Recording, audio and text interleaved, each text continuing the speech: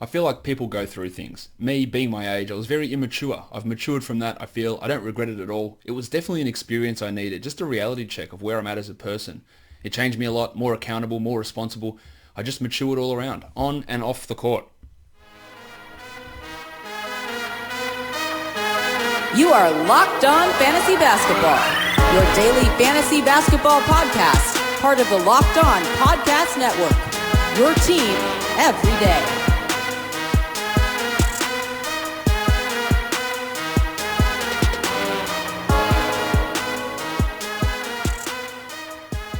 Hello and welcome to the Locked On Fantasy Basketball podcast brought to you by Basketball Monster. My name is Josh Lloyd and I am the lead fantasy analyst at basketballmonster.com, and you can find me on Twitter as always at redrock_bball. Today we're doing another NBA mock draft, this time including the guys from Basketball Monster. We've split up the teams and we've got a few teams each as we go through the first round of the 2019 NBA mock draft. Michael Bolton. Let's get to it.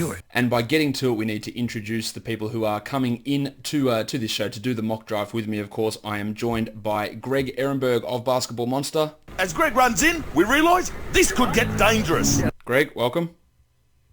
Thanks, Josh. And also, in homage to the podcast, yesterday Gary Woodland won the U.S. Open, and it was an entire afternoon of me and my brother watching the TV just saying, "Nice, Gary," just over and over again after every shot. Nice, Gary! I'm glad that it's permeating across the ocean over there. And of course, we can't do this podcast without Kyle McKeown of Basketball Monster as well. I love you guys, except for you, Ken.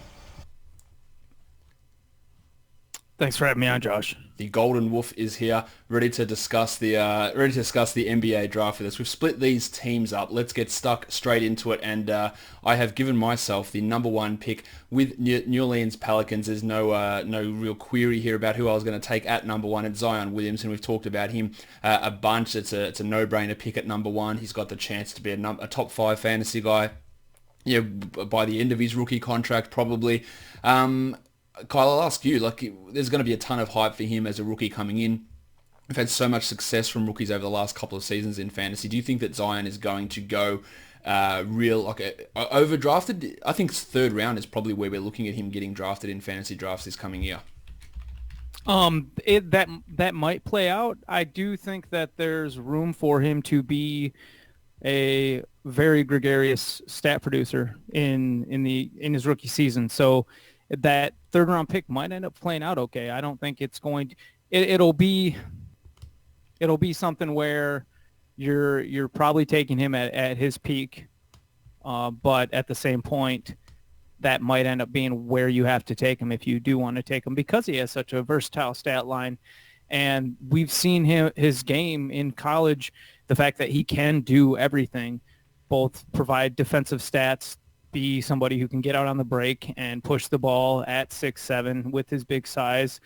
He can shoot it. He can do a little bit of everything, and we probably didn't see every single thing that he can do quite yet. So I'm optimistic that he's going to be able to meet his draft stock if he's taken in the second half to later part of the third round. But I also think that if you're doing it, I think it's almost definitely... that's a tippy top. There's no upside there. Yeah, exactly. I think he's going to go in that spot. I think he's got a massive chance of being able to return that value. But yeah, getting higher than that might be a stretch. But with his ability to contribute right across the board, it is a pretty decent likelihood that he can end up in that area. We've seen numerous rookies over the last couple of years end up in that top 40 zone, and Zion I think will be another one of those players. Cole, we'll go back to you here for pick number 2 with the Memphis Grizzlies. Which direction are you going here?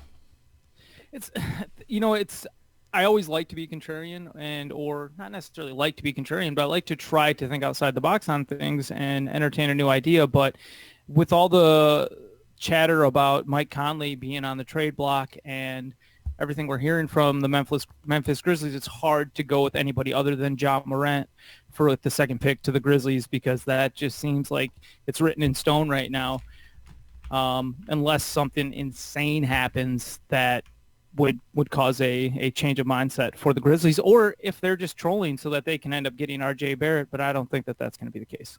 Yeah, I don't think that that's what the direction they're going to be going. I think Ja is there. I'm not sold on him as a surefire 100% can't miss guy, but I'm probably more convinced that he's going to be a quality NBA player than any of these other guys here. Greg, with Ja Morant here going at number 2, is that the direction you would have gone? Do you have him clearly as the number 2 guy in this draft? So I think I do have a number 2, and I kind of have mixed feelings about it. I know there's a lot of people who are really confident in him. There's a lot of statistical-minded people that are a lot lower on him than kind of the general public. I think the biggest question I have on him is just he had this super high turnover rate in college. Like, he was turning the ball over a ridiculous amount of time, and it was against really bad competition. So the question now going to the NBA is what's going to become of that turnover rate? Because if he's going to keep turning the ball over 5+ times per game, then it's hard to see where he's going to really produce a ton of NBA value just because that's a lot of wasted possessions. But the other thing also is he played with really crappy teammates in college. So how many of those turnovers were on him? How many of them were on the teammates he played with? And then also, how does that change playing against better competition? I know you guys were talking a little before we started about where he would have gone in last year's draft, and it's hard to say because people are really high on Morant. I do think that there's a really high ceiling for him. I just think the floor is probably a lot lower than how most people perceive it. As I've been speaking about over the last week or so, the issues with his shot are there. The defensive efforts can be a problem. The assist numbers are always strong. He had a really high usage, really high assist rate, but as you mentioned, playing with those poorer teammates, that sort of level is going to come down. But I think he's in a pretty good spot to be a comfortable fantasy player for next season, and probably could have a season, not the exact same stat line as Trae Young, but maybe the same overall value as a top 70 overall player when all is said and done at the end of the season. Greg, it is back to your pick now at number 3 with your beloved New York Knicks. They have they've cleared out all their cap space. They've got this number 3 pick, and what are you going to do with this selection? This is where things can go really off the rails at pick number 3. From a prospect evaluation point of view, I think it seems like we know what the Knicks are going to do in real life, but from evaluation, who knows what happens here? Yeah, so in real life, I think we're all pretty confident the Knicks are going to take RJ Barrett. Like, the odds on him on the sports books, it's like minus 20,000 that he's going to go there. So it's pretty much a done deal. I'm not really sold on Barrett. In fact, not only not sold on him, I'm pretty confident that he's not going to be a great NBA player. In general, I don't really love this draft much once we get past the number 1 pick. So I'm going to take Jarrett Culver here for the Knicks. And here are my issues with Barrett. I just don't know what it is that he's good at. Like, you look at his numbers in college, it's really good counting stats. A lot of points, rebounds, the assists were there. But it was poor efficiency. The defense wasn't great. He didn't shoot well. He didn't shoot well from 3. He didn't shoot well from the free throw line. And half court, he was right around 50th percentile finishing at the rim. The only thing he was really above average at was in transition. But he's going to be playing against better athletes in the NBA. Like, I'm not sold that he's going to excel in any one area. In terms of Culver, I think that the one thing I'm at least confident he's going to be a really good defensive player. And I think that roster, I think they have the chance to build an identity as being a really strong defensive team. If they had somebody like Culver, we already know that Mitchell Robinson's going to be a great shot blocker. So I think that is a path that the Knicks should go down, but they're probably not going to. Culver's a guy that can handle the ball and did a lot of ball handling with Texas Tech. His steal rate was pretty good, but like Barrett, a poor shooter, like so many players in this draft, poor from the free throw line, didn't hit his shots at a high rate, that the shooting form was a bit wonky, and as I said, this sort of spot here at number 3, anything can happen. I think as a fantasy prospect overall, I think I prefer Culver marginally over Barrett. I know Andy Bailey had a tweet today comparing the freshman seasons of Andrew Wiggins, Harrison Barnes, and RJ Barrett, and they all basically identical, which, we all know how poor of fantasy options Wiggins and Barnes are, even in really large minutes. And with the concerns of just what does Barrett do well, there is that issue. And Culver has similar things, but I think his playmaking and that steal rate is a little bit more intriguing there. Kyle, what do you think of Jarrett Culver? Do you think that the shot can actually work, or is he going to be just more of a defensive type player?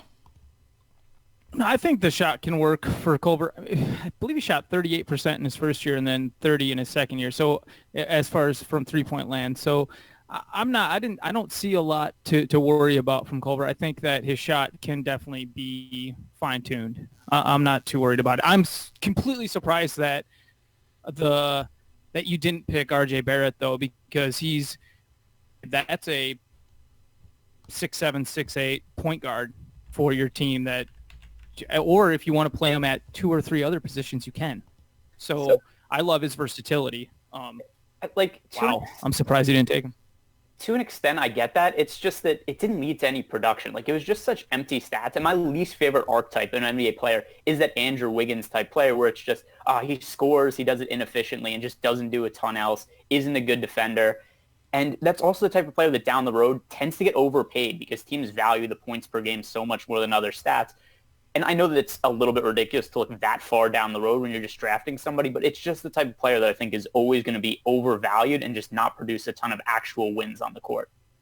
Yeah, I can see that issue. But look, his numbers, the big numbers, the points, the rebounds, the assists come out of college look good. It's just when you look at the other things, the efficiency, the defensive stuff, that is the problem with Barrett, which is, I think, what's going to leave him in some problems when it comes to overall fantasy value. Like 0.9 steals, 0.4 blocks, really low percentages both from the field and from the free throw line are concerns with Barrett moving forward. But that just takes me into my pick at number 4 where I've got the Pelicans again, and I am going to take RJ Barrett. Here I was going to take whichever one of Barrett and Culver fell. After the Knicks picks, I am going to go with Barrett there. Of course, there's Brandon Ingram playing at the small forward position, but you could see Ingram pushing up to power forward in small ball lineups with Zion pushing up to the 5, Drew Holiday if he ends up getting moved. But it is just an opportunity for Barrett to be eased into the rotation. He doesn't have to come in here with the Pelicans and play 30 plus minutes a night. He won't play 30 minutes a night. The Pelicans really the only spot open in their starting lineup at the moment is a center, and I don't really feel comfortable grabbing a center at this spot in the draft. So Barrett can come in if they make determinations on Ingram that they don't want to pay him as an extension guy heading into his second contract. They can move on. He's had his own injury problems. Again, Barrett can play maybe a little bit of the 2 as well at times. So I think this is a selection that, even though from a fantasy point of view, I don't really like his overall game, I think I have to take that flyer on him there. At pick number 4, Kyle, we've had everyone's thoughts here on RJ Barrett, so let's go to you at number 5 with the Cleveland Cavaliers. Who are you picking at 5 now that Barrett and Culver are both off the board? Well, I was really hoping to get Jarrett Culver to add to the Cavs, but since he's not available, thank you, Greg. I'm going to take DeAndre Hunter and add another wing defender, just a great all-around defender in a lot of respects. DeAndre Hunter, he's got bigger size, he's got good wingspan. Some people are making absurd comparisons to Kawhi Leonard and things like that. We should go that far, but he's somebody who most regard as a can't miss in his aspect that he's going to be able to provide something on defense. There's a lot to hope for as far as his offensive game and the versatility there. So, yeah, I'm going to go with DeAndre Hunter for the Cavs at pick 5. If anyone hasn't listened to the podcast I did yesterday with Eustaquio O'Reilly, we're talking about Hunter and talking about how low his steal and block rate was. It is really, really low, but for a guy with such a high pedigree as a defender, but so much of that, according to Eustaquio, was the scheme that Virginia played and the way that he was able to disrupt a lot of the passes that led to steals, and he's got some hope that that could lead into a decent steal rate in the NBA. He thinks the shooting's pretty real. He shot 40+% from 3 as well, so that's a positive there.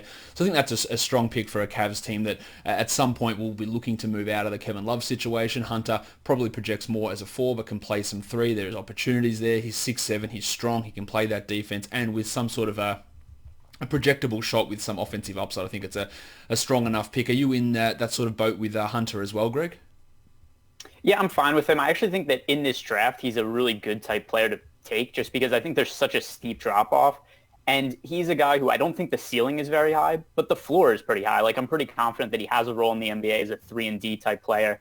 And I'm just not convinced that there's that many players that are going to be taken in the first round that are actually going to end up carving out valuable roles for themselves in the NBA. Well, Greg, you have pick number 6 here for the Phoenix Suns. By the time the draft rolls around, by the time this podcast rolls around, the Suns might not actually have pick 6. That might be moving in some sort of Mike Conley deal. There was a weird story that got leaked just before we recorded here of a template of Mike Conley being traded to Jazz/Suns. So who knows what's going to happen with this pick. But as at the moment, you're picking for the Suns, Greg. So what are you doing at pick number 6?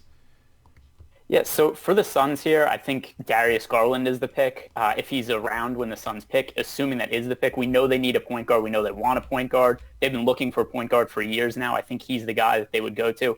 One thing that's pretty interesting about him is that he got hurt so early in the season, even though he looked good in those few games, that he's really an unknown, which is kind of a benefit in such a weak draft, just because the thing like how we don't know what he's going to be, kind of similar to how I think a lot of people view Bol right now, where it's just he's a guy who seems like he could have upside, but we don't really know for sure. Therefore, it's like you're just taking a chance on an unknown just because of the players that we do know a lot about, just there isn't a whole lot to like about them. So Garland showed a lot of scoring potential, and he fills a need for the Suns. Another guy, though, with poor passing numbers, really low assist numbers, low defensive numbers, low defensive ability with his weak frame and very skinny body. The efficiency was really nice. The scoring is nice. The problem there with him is playing alongside Devin Booker. He is more of a lead guard type, and of course that's exactly what Booker is, but getting a guard in there is what they need to do. So hard to go past that Garland pick. For fantasy, I think he's got a decent amount of value just as a scorer, and if those assist numbers can come up, along with the efficiency, if that can hold, I think there is some value there. Do you like Garland as that pick, Kyle, as a point guard for the Suns? I mean, you're looking for the Suns to go with a point guard, and Garland's as highly regarded as you're going to get at this point in the draft right now. I mean, it's a fine pick. I still think that the Suns should be focused on Devin Booker as point guard, and then they should look at Devin Booker as their main facilitator, get a complementary facilitator who also plays defense that should technically be Josh Jackson already on the roster, or Michael Bridges. We're hearing so much of targeting a point guard, and it's just weird to me because necessarily a defensive point guard either. So, and if you're going to get someone to play in the backcourt with Devin Booker, it should be a person who almost puts defense above all else. And so I guess I'm not necessarily in love. Totally makes sense here. I'm not sure I get a vote, but aye. You know that I agree completely with Devin Booker playing point guard for the Phoenix Suns, but now I'm on the clock with the Chicago Bulls, and I am taking the other point guard that's left here, Kobe White. Now, I am fully in agreement the Bulls need a point guard. I don't believe that Chris Dunn or Zach LaVine can be that guy for this team, so I'm going with Kobe White, a guy that can hit the three, unlike Chris Dunn. Defensively, he's got some concerns. Dunn, obviously, a really strong point guard defender, but I'd rather offense at my point guard position than defense, especially when you're pairing them, when you're pairing on a team that is going, you're really sort of going to be high octane with Markin and LaVine in that lineup. I'm not really all that concerned about getting this defensive guy because Dunn can't actually run an offense and can't shoot either. So there are concerns there. I'm not saying that White is a guaranteed prospect because he's far from it. Pretty much no one in this class outside of the top one or two guys is, but his ability to shoot, his ability to be aggressive, to hit those threes, I think he's got some fantasy upside as well. The assist rate needs some work, but it's there. The free throw rate and the free throw shooting is pretty strong as well. So I do like Kobe White in this pick, and I think this will be a decent enough situation for the Chicago Bulls to find themselves in come draft day. Greg, how close was Garland and White for you with that Suns pick at pick 6? Yeah, so I know there's a lot of people that like White, and I think there's an argument to be made, like some of the points that Kyle made, that White might be a better fit next to Devin Booker for the Suns. For me, it's just, though, at this point in the draft, a team like the Suns is just so poor. Like, they're just such a bad team, been bad for so long, that I perceive Garland as having more upside, and I think that's kind of the type of home run pick that they should make. We are on to number 8, Kyle. It's the first of your 3 picks for the Atlanta Hawks at number 8. Which way are you going here? I'm gonna go with Cam Reddish. He's just you look at the Hawks right now, and you know what they got at point guard. You know that they've got Kevin Huerter as their shooting guard, small forward, but probably more of a Klay Thompson type of shooting guard. Throw him as the small forward, can take the place of Taurean Prince to start next season. I with this Hawks and having 3 picks in the first 17 of this draft right now, obviously a lot of that all 3 of their first 3 picks, but I'm going to be drafting all of them. So I'm looking at a strong wing player or 2, and then a strong center possibly to be the defensive anchor for this team going forward, someone who can be more of a shot blocker to play next to John Collins. And right now I'm going to go with Cam Reddish and hope that groin injury that he just got fixed recently, that was maybe more of a lingering issue that led to his poor shooting percentage this season, and that we're going to see him develop more and more as he gets into the NBA. Reddish's 2-point percentage was absolutely abysmal during his time at Duke. The one thing, and I talked about this on yesterday's show as well, is talking about some projectable or some encouraging numbers. His 3-point volume was really, really good, and his steal rate was very, very good. And they're 2 things, if you can get those 2 things happening in the NBA, and if that shooting comes on, because it can't get any worse than what it was, the 2-point stuff, it can't get worse. So there is room for improvement there. That'll help his scoring, but those other foundational things which Barrett really lacks, that volume from 3, and especially that steal rate, that can really help Reddish, and I wouldn't be surprised if Reddish ends up being at least the better fantasy player out of the two of those guys. And again, that whole opening up for the Hawks there, I think taking that upside pick, even though there's a ton of risk with it, I think that is that's worth it. Greg, do you think that Reddish can sort of bounce back to being more of that guy that was highly regarded coming out of high school? Probably not. One thing I saw, I can't remember who it was that posted on Twitter, but it was just the list of all the players that were like top 5 recruits coming out of high school that fell out of the top 5 in the draft, and the track record on them is horrendous. Like, generally, if somebody was a high recruit and didn't play particularly well in college, they're probably just not all that good, and that tends to be overrated. And we see that a lot in terms of NBA long-term, too, where somebody like Moutier or trying to think of another reference off the top of my head now, but just somebody who's a first-round pick that doesn't succeed in the NBA, they'll get so many extra chances just because people will say, hey, this guy was a top pick. And at a certain point, you just have to say, like, it's a sunk cost. The player's not good. With Cam Reddish, though, here's the thing, what Kyle said I'll piggyback off of, is maybe he was injured all of last year. He just had the surgery, and even though I think that seems like that could be a negative when evaluating a prospect, maybe there's a positive in there where it's like he was hurt all year, it hurt his efficiency, it hurt his numbers. So let's give him a clean slate, put him in the NBA. The draft isn't that great, and maybe just his freshman year, we just chalk it up to he wasn't healthy. Well, Greg, you're back on the clock there at number 9 for the GM-less Washington Wizards. Which pick are you making in place of their actual GM, who is yet to be named? So I'm going to go a little bit off the board in terms of like how other people are ranking prospects. I'm going to go with Brandon Clark here.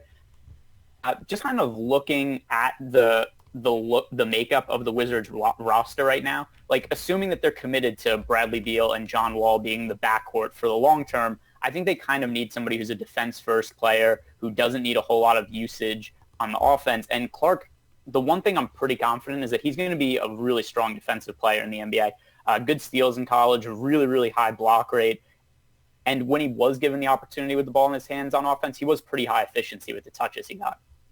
Yeah, he's shooting not just dunks on little sort of layups and floaters and runners, that sort of thing. He was actually really efficient. The block rate was huge. The steal rate is huge. Good rebounder. Some projectability with his shooting. It's not great, but it's not terrible. Also, he had a better free throw percentage than Zion, similar to what Barrett and Culver had. So he's not a terrible shooter from that end. He is an older prospect, of course, but we're talking about a draft without elite upside type players. So a guy like Clark, who had one of the best college seasons of all time, comes in as my number 1 translated fantasy player just on pure stats going across. If he was to play big minutes, he'd be like the 2nd or 3rd rookie off the board, and that the likelihood of him doing that in his first season is pretty low, but a guy that I think can contribute in really low minutes. So I like this selection of Brandon Clark here. An undersized guy, probably more of a 4 than a 5. There's Thomas Bryant there as well. Maybe those two can pair together. Bryant's got an ability to pop. The defensive stuff's not always there with him. Who knows what they do with Bobby Portis or Jabari Parker and bring those guys back, but it is a good option to bring Clark in and see what they can do there in Washington. Kyle, you're back on the board at number 10 for the Atlanta Hawks. When I did my mock draft the other day, I took Clark there at number 10 for the Hawks, so that's been usurped by Greg. So which direction are you going here?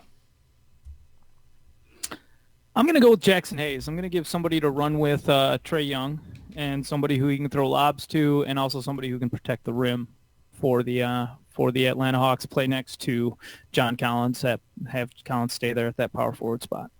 So Hayes is a guy obviously with really high block rate, can't shoot at all, a rim runner in the mold of a Clint Capella-ish, DeAndre Jordan type of a guy, but a difference to those sort of guys is that he had a pretty strong free throw percentage, so that's a positive there, really high field goal percentage. The problem with him is just an inability to rebound, just a very, very low rebounding rate. A lot of centers coming out of Texas had that issue, not to the degree of Hayes. Mo Bamba and Jarrett Allen also had low rebound rates, but not to this degree with Hayes. But that ability to finish at a high rate, to be a rim runner, to be a rim protector, to be a lob threat, it does really work alongside Collins and with Trae Young. So I think that's a smart pick, especially if you're looking for a center in that range. I'm there at number 11 for the Minnesota Timberwolves, and probably should have had a bit of a look as to what I was going to do here. Now, on my big board, I think I'm going to have to go with this guy, and that's Sekou Doumbouya, who played over in France. He is from Guinea, a guy with really strong length, some offensive burst and upside, some defensive ability as well. I think Sekou is a guy that can come in. This is a team, obviously, that's been running Andrew Wiggins at the small forward position, and we're sort of at that spot where we're just giving up on him ever being a good player. Sekou's got a lot of development to come, but efficiency was pretty strong over in France. Solid enough steal and block rates.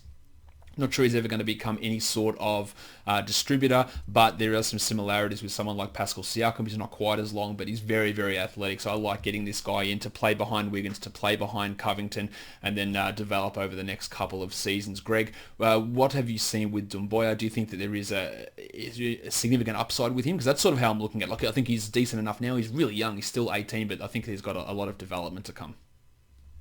Yeah, so remember we did this podcast last year, and we all kind of liked the idea of the Knicks or really any other team taking a chance on Mitchell Robinson towards the end of the draft, just because we're kind of in a point where it's just, hey, you take the home run pick. There's a lot of athleticism there, but it's kind of an unknown. And that's kind of how I feel with this pick also, where we have a guy who we don't really know all that much about, but a good athletic profile. And just because of how we feel about some of these other guys in draft, or at least me, I'm kind of projecting on you guys a little bit here, but I think that's a type of guy where we took Mitchell Robinson at the end of the first round. That's kind of how I feel about a pick like this, or somebody like Bol Bol at this point in the first round of this draft. All right, so Greg, you are on the board there with number 12 for the Charlotte Hornets. What are you doing here? So there's a couple of guys that I'm in between, but I'm going to take Nassir Little here. So for Little, he didn't play a ton in his freshman year in North Carolina, but one thing I thought that was really interesting about him is that really athletic, super long wingspan, over 7 feet, but he also shot 77% from the free throw line. So I think that bodes pretty well in terms of his overall skill and potential to develop a jump shot in the NBA. He also had some pretty strong rebounding numbers as well. He's decently thick-framed body, over 9 rebounds per 36 minutes, almost 20 points per 36, steal and block rate okay, but of course just struggled to get on the court, and that's a concern when you come in as highly rated as he. Both him and Reddish came in as the top 3 prospects in this class, and both guys struggled to get on the court. The Hornets, of course, just need whatever sort of player they can get, and there is some upside. It's a local guy, and we know the Hornets are swung by either local type players or big name college guys, and that would fit exactly down to the T there. I think there is some fantasy upside in Nassir Little as well. Kyle, where do you see him? I asked yesterday with Eustachio about Reddish and Little, those two really disappointing players through the college season, as to which one he would want. Do you see similarities between those two guys? I consider Nassir Little more of like a defensive specialist. Am I wrong in thinking of his lack of offensive game? Because I'm worried about a Michael Kidd-Gilchrist 2.0 situation in some respects. I think he can do more offensively than Kidd-Gilchrist. I mean, everybody has more offense than Michael Kidd-Gilchrist, but the Hornets are just tough to get excited about because you feel like they're. I mean, what's there to like on their team right now? Kemba Walker might leave, and they have Miles Bridges, so it's. I guess I'm okay with any pick that goes there. As I'm just worried that by taking someone who has, only played 18 minutes in this last season. I'm worried that maybe some of the disappointing aspects of his time in college are going to carry through, and he's not going to develop the way that some people think. So yeah, I mean, I'm worried about him, and I'm worried about him being on the Hornets because it's like another missed first round pick. I mean, I'd want the Hornets to pick somebody who's actually makes sense from a perspective of like, it's at least he's not going to fail you. Yeah. At number 13, it is me with the Miami Heat. Debated this one a little bit as to which direction I'm going to go, but I am going to end up with Kevin Porter Jr. from USC. Just that shot creating ability, getting into a Miami culture that has been well renowned for getting players in shape and getting players head screwed on. Hassan Whiteside, Dion Waiters, those sort of guys, even though there's been some off the rails moments at times with guys, especially Whiteside. Porter's had those issues. Apparently he is a relatively good kid who has matured. The shooting is, I guess, somewhat of an issue. That the 50% free throws are a worry, but offensively he's dynamic with the ball in his hands. Creating for others is a massive issue. He doesn't know how to do it. He's a very much a ball stopping type of guy, but I think the Pat Riley, Eric Spoelstra Heat system would work really well for Kevin Porter. And again, looking at a little bit of upside here in this selection, hoping that someone yeah, he can turn it around. He can start to develop more scoring punch overall, but getting other players involved. The steal rate's not too bad, so there's a little bit of upside there with Kevin Porter. Kyle, what do you think of him? Do you think there is ability for him to become more than just sort of a one-on-one player? I'm worried about his free throw percentage, but I don't know if that was just due to small sample size in some respects. It was only about 60 or 70 attempts. What was that? It was only about 60 or 70 attempts I think he had with those free throws.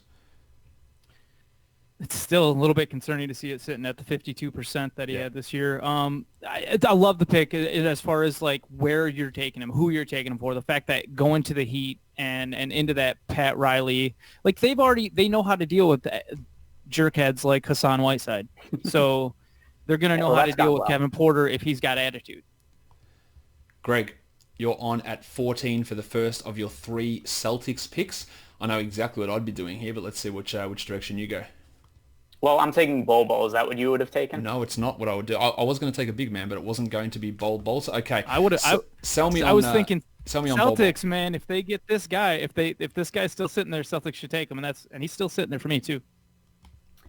So I'll justify my Bol pick. I think there's a lot of upside in Bol, but I also think that the downside is really substantial. I'd say there's like a 5% chance that he becomes, probably even lower than that. Maybe there's like a 1 or 2% chance he becomes a star, and then there's like a 98% chance he busts in the NBA. But given where the Celtics are at with their team, they have a bunch of talented young players. They have cap space. I think he's somebody who it makes sense to take a chance on. One thing I just thought was really funny about Bol is that even though he's like 9 feet tall and weighs like 150 pounds, he had like one of the highest body fats of any prospect at the combine. So I found that to be just a little bit silly. But at the same time, too, that says to me, maybe if he gets into an NBA training situation, better diet, better workout routine, maybe that means that he has a little bit more projectable upside.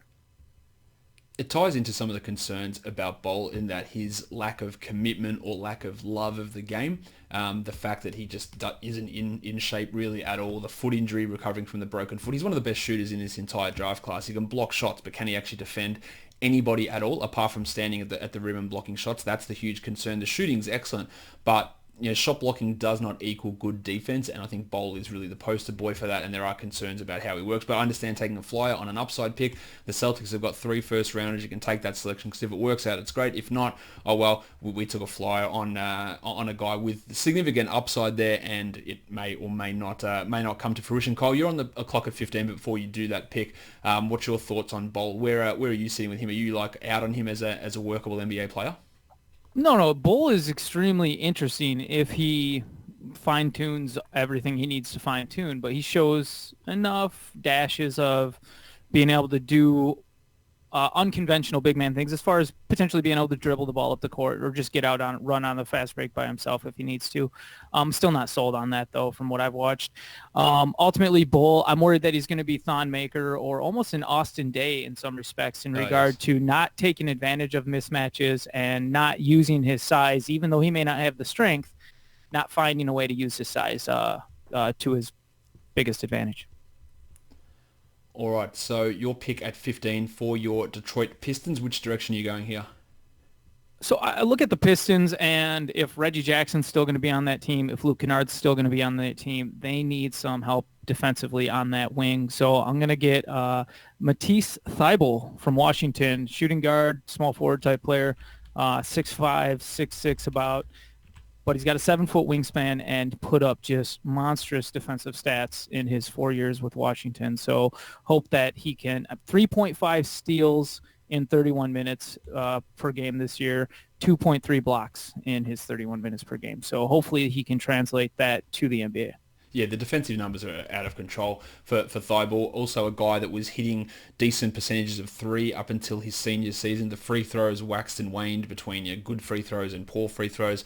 It appears like he might be able to be a decent enough catch and shoot player. He's going to be a low usage guy, but those defensive numbers are unbelievable. Some of it is boosted by Washington's system, but I think it appears like at least some of that defensive ability is going to be projectable. And as I've said on many podcasts before, Tony Allen was able to forge a successful fantasy career by being a guy that contributed in one category, and Thybulle could be that player, but also add in blocks and maybe even add a source of decent enough threes at okay efficiency with good free throw percentage. So he could be a really fantasy valuable player, and this draft is so weird.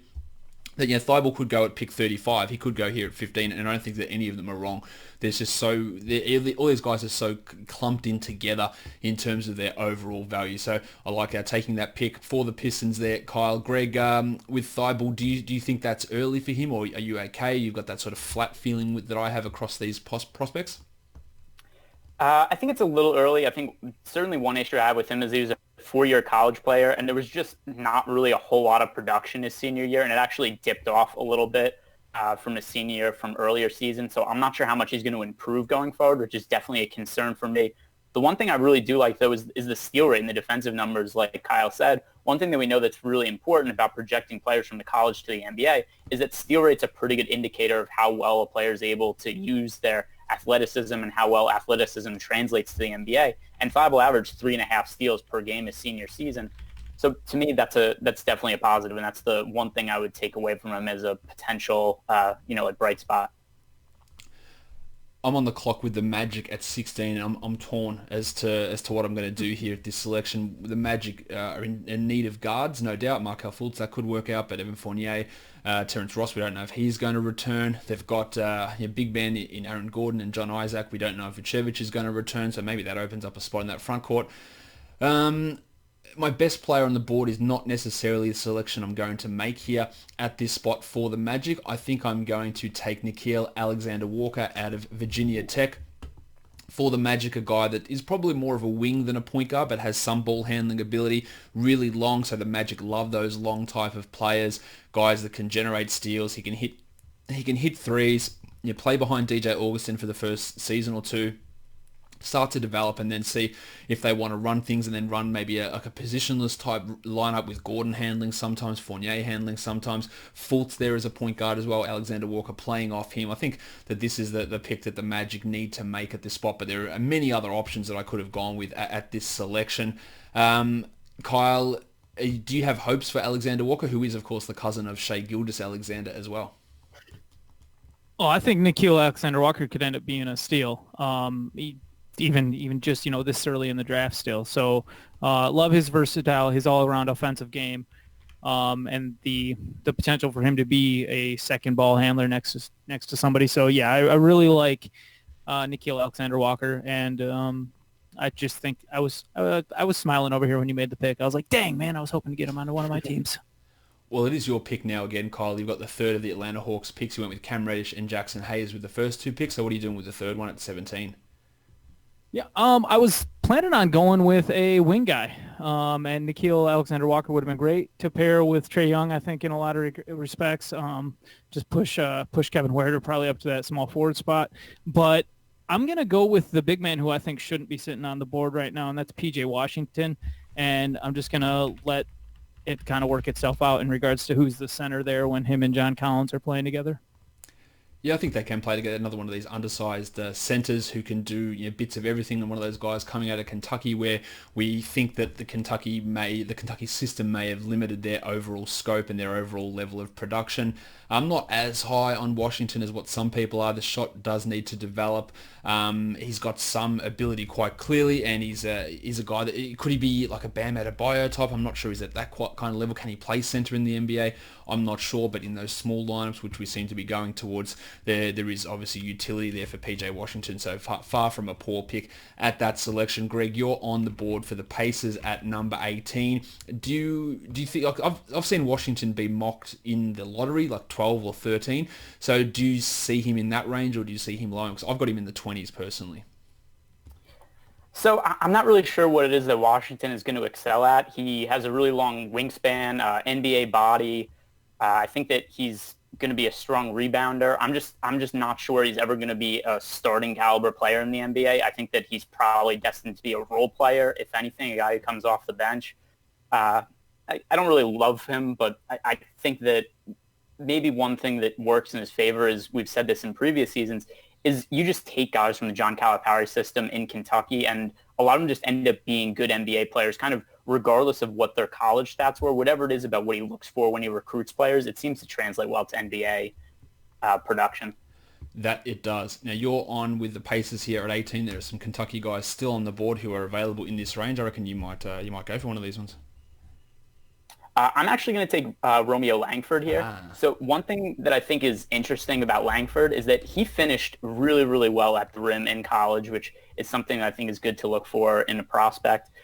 There was a little bit of questions regarding how motivated he was in college at times. He sat out towards the end of the season. He sat out the NIT because he wanted to get ready for the NBA. My brother went to Indiana. I know that a lot of his friends were very upset with that. But at the same time, too, the players came out and spoke on behalf of Langford after the season. They said that he was really good in the locker room. He was a really good teammate, and they kind of poo-pooed some of those issues that the media brought up about him possibly being devoted to basketball and not really loving it all that much. So I think the thing that number one I really like about Langford is just the finishing rate at the rim. A guy that we have to hope, I think, that the really terrible shooting was to do with that wrist injury. He shot about 27 or 28% from three in college. The free throws weren't terrible, though. Generates no assists. He's like a wing player who provides, again, so many of these guys, doesn't provide defensive numbers and shoots poorly. This is just what this draft class is pretty much defined by a whole bunch of these guys. Now, I am on the clock here at number 19 with the San Antonio Spurs. Problem with my Gogo-mobile. Gogo-mobile? No, not the dart. Not the dart. Yes, the dart. Goga Bitadze is who I'm going for here. I could easily make a case for Goga to go at pick 10 or pick 11 in this draft, but he's fallen all the way down here at the Spurs. I was really considering there with him at pick number 16 for the Magic, but didn't want to go with another centre for them. But the Spurs to play alongside LaMarcus Aldridge, to take over from Aldridge at some point. To me, Bitadze is a guy that can come in and be a starter within a couple of years in the NBA, can block shots, can shoot the ball, can rebounds, can score. Has some defensive issues laterally on switches, but we know the Spurs system can make anyone into good defenders. Pau Gasol and LaMarcus Aldridge for a couple of examples there. So I think Bitadze coming in there, real big chance to be a starter really, really soon in the NBA. Yes, Jakob Poeltl is still around, but I'm not completely sold that Poeltl is any better than Bitadze as a center, or will be in the future. It just gives them another depth option in that front court as well, which is a little bit lacking. So I'm going with Goga there at pick number 19. Kyle, how much Goga have you seen? I haven't seen a lot, but what I did see, I think he's extremely interesting. And I worry about where his ceiling will go, but I definitely think he's going to be able to find a role against the bigger centers in the NBA. He is, I think, 6'11". Let me double check his size. Oh, where is he? I think he was 7 foot at the combine. He's 6'11 and a half, 250 pounds. So yeah, big enough. Hasn't turned 20 yet. I mean, he's not super nimble though, right? Like no, he has some lateral movement issues for sure.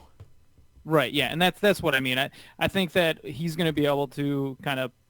I'm not saying that he's not the heaviest dude out there either, but I just think that for the modern NBA guys, he's got enough lateral quickness. He's going to be a good big man or a good true center in this modern NBA. We have got 11 picks to go. Greg, you're on the board for the Celtics at number 20, their second pick in the first round, where you went at number 14 with Bol. So at number 20, Boston goes for? So I'm going to take Keldon Johnson here. Really big guard, 6'6", really long wingspan. And the other thing, too, that I think is a positive, he shot 38% from three in college. The steal rate was low. That's definitely a concern given how big he is and how long his wingspan is. It's non-existent. And the block rate. It's non-existent to the point that it doesn't make sense. Like, I don't understand how there could be a guard who's just such a giant that doesn't get any steals or blocks. So that's definitely a concern in terms of how does he use his reach. He doesn't seem to know what to do with it. But the fact that he has that kind of athletic potential and then the shooting from three, I think that he's a viable pick in this sort of draft. He translates as one of the worst fantasy players in this entire draft class, and out of the guys that I did, he is the worst of all the first round, or even the top 100 players, pretty much the worst fantasy translated prospect because of the shooting, the lack of scoring, the lack of assists, the lack of steals, the lack of blocks. But he can be a useful enough NBA player, but he's got to provide something defensively, which he hasn't been able to do at this point. Kyle, we'll go to you at number 21 with the Oklahoma City Thunder's pick. Which way are you going here? There's a couple of guys that really stand out to me at this spot, so I think you've got a bit of a platter of selections in front of you. I have a question. Who'd you pick at number 18 for the Pacers, you guys? I took Romeo Langford. Oh, Romeo. Okay, thank you very much. He fits there. All right, with my 21st overall pick for the Thunder, I am going to go ahead and take Tyler Hero. Guy only shot 35% from three, but he gets insane comps by some people to potentially being a Devin Booker type of player, showing off a little bit more potentially in the NBA, or just being a guy who can be one of your go-to long-range shooters. I really only look at him as a potential role player, but you look at the Thunder, they need shooting around Russell Westbrook and Steven Adams and Paul George, and shooting guard and power forward are the two positions I was looking at for the Thunder, and at this point in the draft, looking like Tyler Hero might have a good upside for them to take a look at their shooting guard. Yeah, this is a guy that missed, I think, only 6 free throws in his entire college season. It was like 87 of 93 or something along those lines. Not going to be asked to take the difficulty or the level of difficulty shots that he did at Kentucky as well. I think it's a really strong pick here. Maybe, again, like these Kentucky guys, does he have some ball handling upside? Defensively is going to be a concern, but Thunder have the defense on lock at the moment. Their shooting guards are Robertson and Terrence Ferguson. They were crying out for shooting. Alex Abrines couldn't fill that hole, so maybe Hero can come in and provide that. Greg, you're back on at number 22 for the Boston Celtics. Where are you going with this one? All right, I'm going to take another Johnson. I took Keldon Johnson. Now I'm going to take Cameron Johnson. So the negatives, he's old. He was redshirted, ended up in college for 5 years.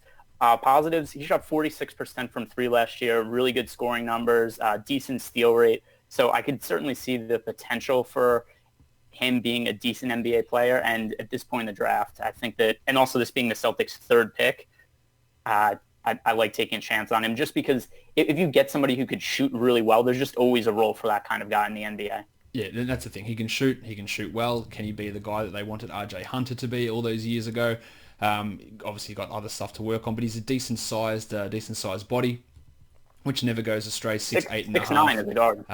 He averaged two and a half assists as well, 1.2 steals. So there are some other parts of his game. Not sure that they're going to really be utilized at the next level, though. Kyle, you're at 23 with the Utah Jazz. Who are you going with here? There's a guy that's really standing out to me that's still left over here. I'm going to take Rui Hachimura. Okay. I think that if they lose Derek Favors, he would be somebody who could step in and maybe at least compete with Jay Crowder for some of those power forward minutes, even potentially as a rookie, because we've seen the last few years the Jazz are willing to bring in guys who are tough players and put them right into their scheme. Yeah, so the Jazz will work these sort of guys in. We saw, obviously, Grayson Allen play a little bit last season, but even guys like George Niang come in at that power forward position. I don't really know where Hachimura fits in the NBA, the defensive stuff. I liken him to a Frank Kaminsky type without any sort of consistent three-point shot. But at this spot in the draft, where he's being mocked like in the top 12, and I just don't get that at all.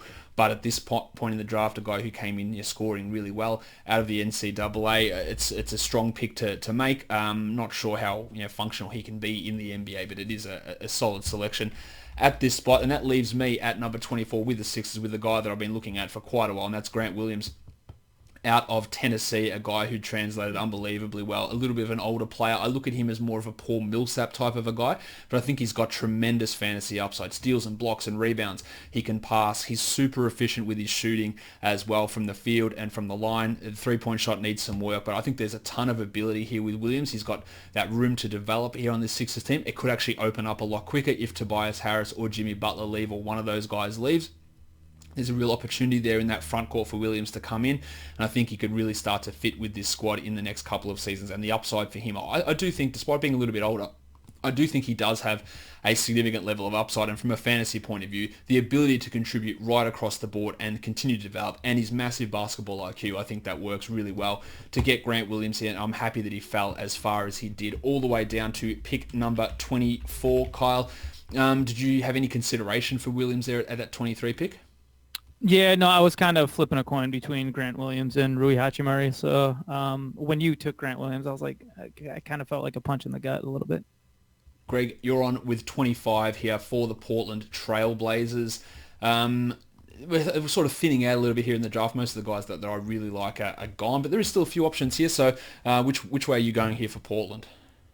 So I was actually going to take Grant Williams. I kind of think where Portland's at, they're probably going to take somebody who's a little bit more NBA ready. Assuming that Seth Curry leaves, there is going to be kind of a role coming off the bench as a backup type guard, and that's where I think Ty Jerome could fit in. So Jerome in college anchored a really good defense for Virginia. He was key in their perimeter defense. Also on offense, he did a little bit of everything. He could pass. He's a playmaker. He was able to shoot. So I think that Jerome, especially given what he did in college in terms of being on a really successful team, playing both ends of the court, I think he fits in much better with a team that's already established and is fighting for a playoff spot, as opposed to a team like the Knicks or a team that's going to be in the lottery again next season. 6'5.5", Jerome, almost 22. Yeah, decent enough assists, 5.5 last year, 1.5 steals. Some good numbers there for Virginia, and I agree. Yeah, if Seth does leave and if they look to move off that Evan Turner deal, just getting another guy in that second unit who can handle the ball will be really key for that Portland team. Kyle, at pick number 26, the Cleveland Cavaliers are back. All the way back at number 5, they picked DeAndre Hunter, and you're back with them now at pick 26. Oh, biscuits. I was looking hard at Ty Jerome. So forgive me if this pick does not get anybody, I don't know, jollies ringing. But I'm going to go with Admiral Schofield.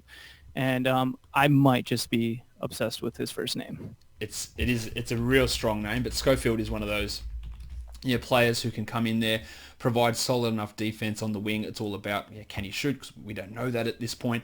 But a strong-bodied Marcus Smart type of a at least shape, 6'5.5", 240 pounds. Decent enough rebounder, okay steal rate.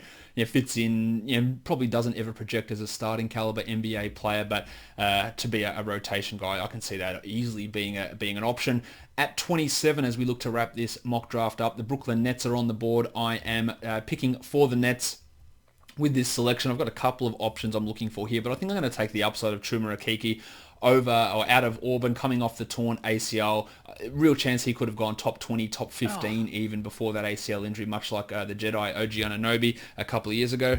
Hello there. Okeke, a guy that translates really well, really good steal and block numbers, significant defensive potential, and ability with some upside to shoot as well. I think getting this selection here really, really works for the Nets, especially with their large free agent ideas or dreams, just to have a guy that they can perhaps wait on. They've got Musa and Kuruks there as well that can play those 3-4 positions, and Okeke just gives them another option with some really strong defense to play along some potentially high usage free agent acquisitions that could, or maybe most likely, are coming into this squad. So Greg, with the Golden State Warriors, this is your last selection in this mock draft. Who are you taking at pick 28?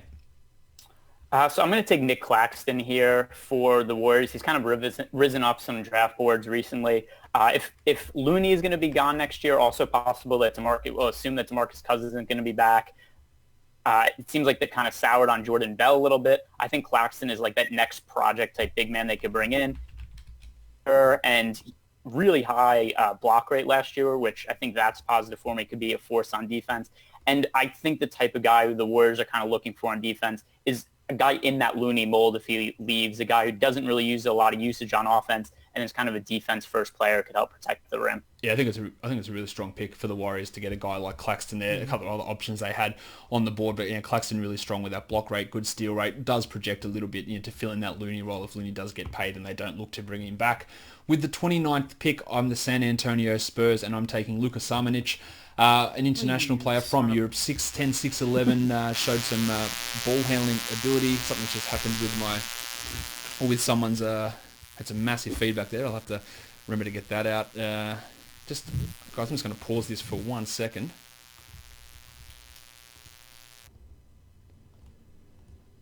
All right, so we've got the feedback issues sorted. So yeah, I was in the middle of talking about Luka Samanic coming in here for the Spurs, a big man who's showed some increased strength, some ability to attack off the dribble as well. Defensively, there are some concerns with him. The shooting's still not there, but I think there is an ability for him to become a decent enough shooter, solid enough form.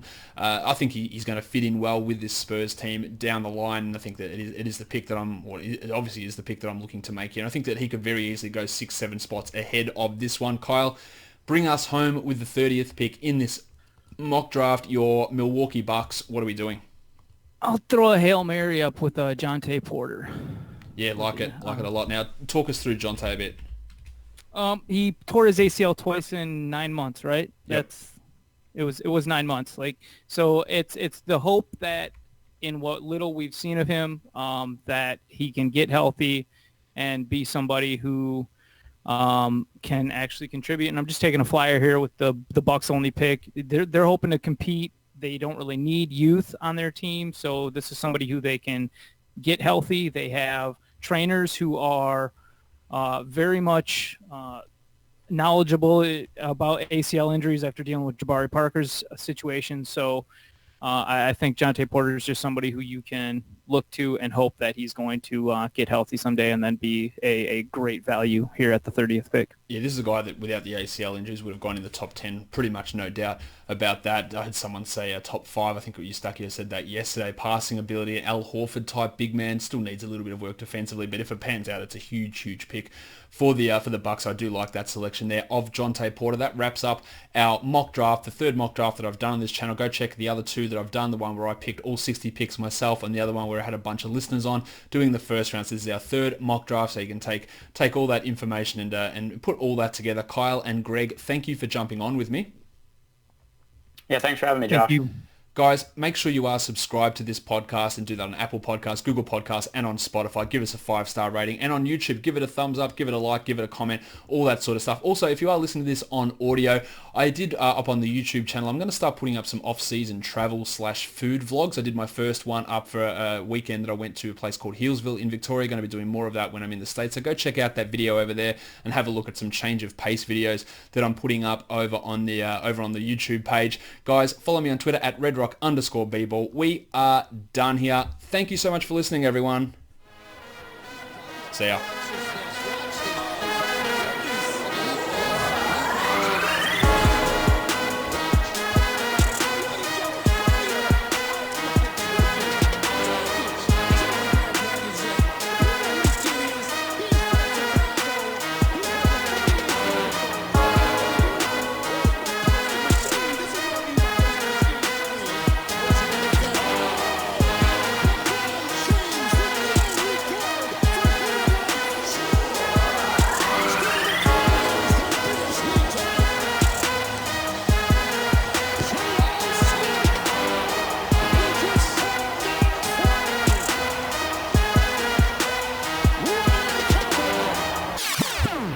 Kevin Porter Jr.